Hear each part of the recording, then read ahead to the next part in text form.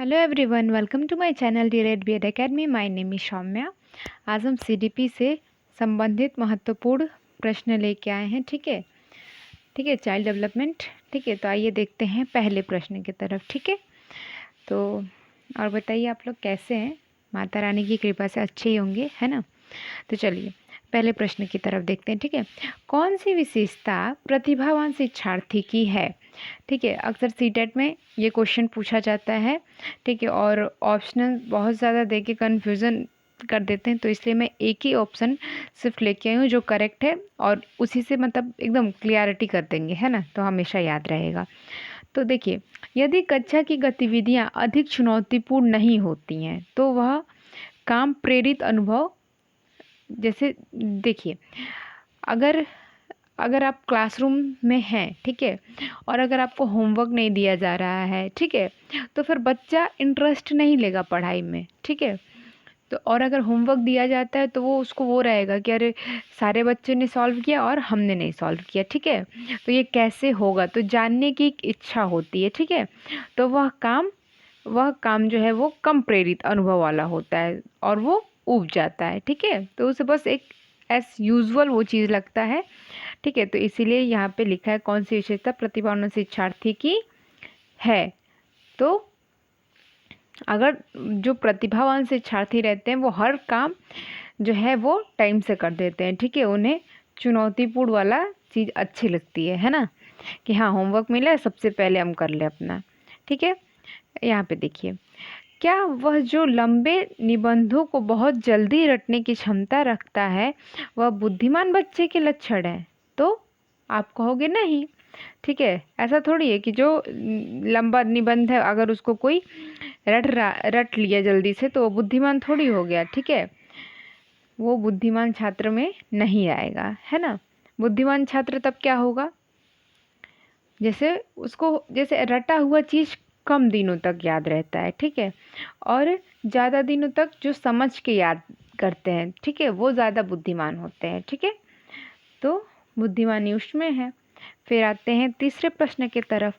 प्रतिभाशाली विद्यार्थी कैसे होते हैं? ठीक है, जो प्रतिभाशाली विद्यार्थी होते हैं वो कैसे होते हैं?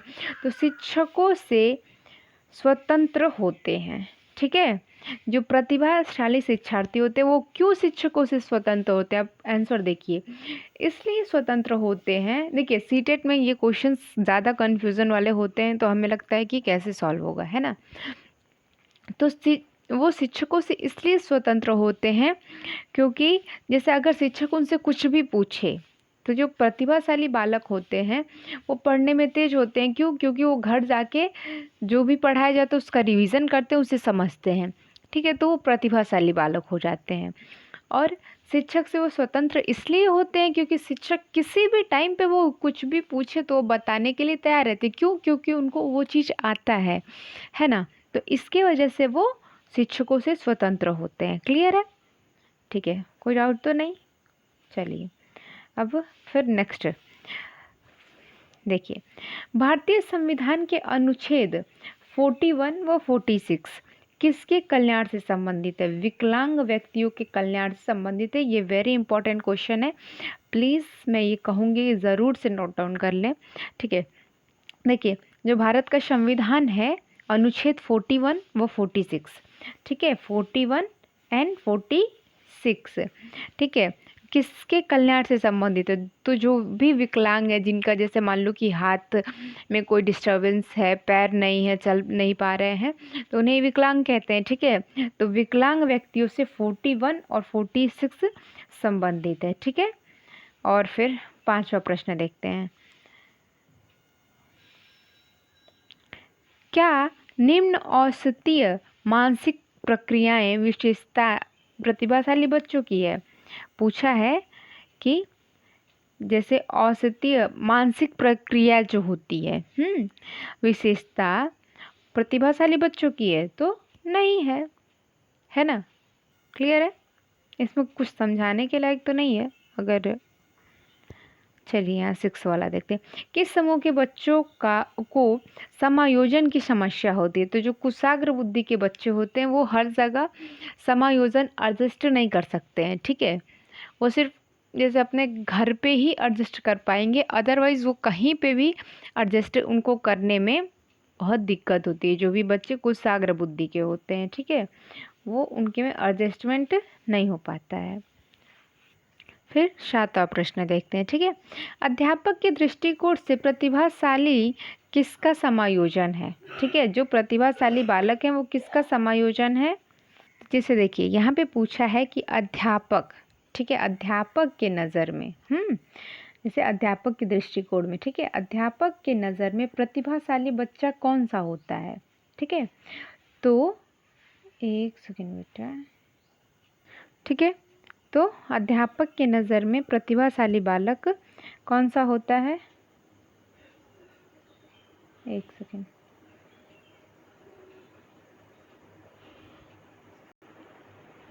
तो देखिए अध्यापक के नज़र में प्रतिभाशाली बालक वो होता है जो उच्च क्षमता रखता हो, उच्च सृजनात्मकता मतलब क्रिएटिविटी हो, ठीक है, वो मतलब कोई भी क्वेश्चन का आंसर दे सके, तुरंत देता है, जो प्रतिभाशाली बालक होता है, ठीक है।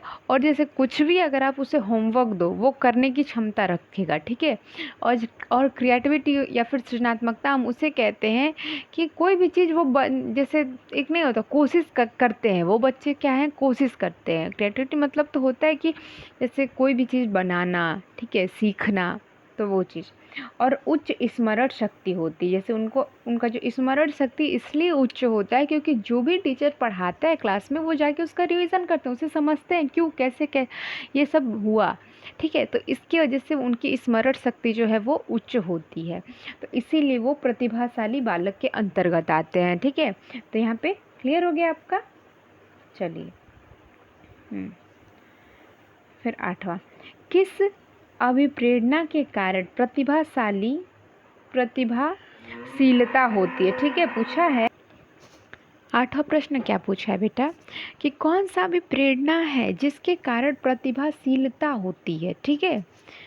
जो जैसे यहाँ पे पूछने का मतलब ये है कि वो कारण बताइए कि जिसकी वजह से बच्चे जो हैं प्रतिभाशील होते हैं, ठीक है। तो यहाँ पे बताया गया है कारण, एक तो हुआ आपका आनुवांशिकता, ठीक है, जिसको हम हेरिडिटी कहते हैं, हेरिडिटी, ओके।